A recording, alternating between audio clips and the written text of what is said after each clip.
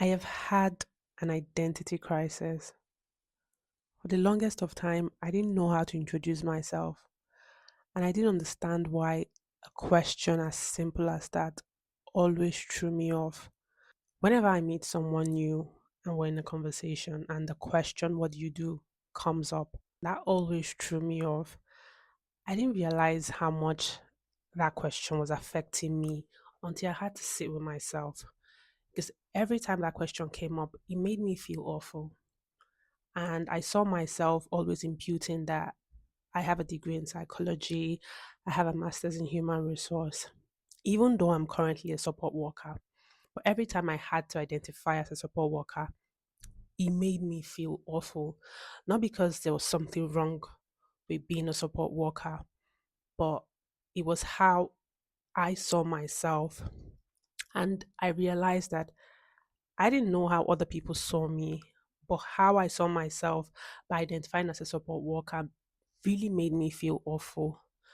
So I've been carrying this feeling for a very long time until one day the Holy Spirit just said something to me.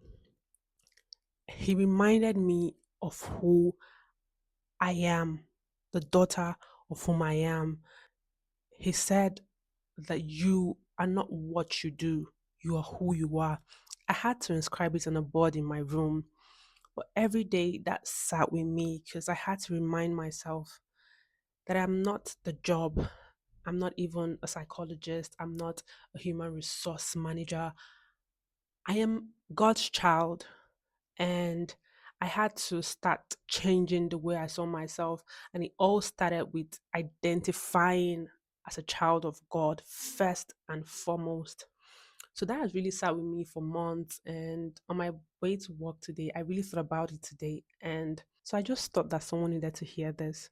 You're not what you do, you are who you are, and you're God's child. So if you're like me and you've been having identity crisis for a very long time, this is a sign to first and foremost identify as God's child, not what you do, not the amount of money you have, but God's child. Hi, my name is Oge, and this is my diary, where I post daily insight on rewiring your mind and transforming your life from the inside out. If that interests you, follow for more.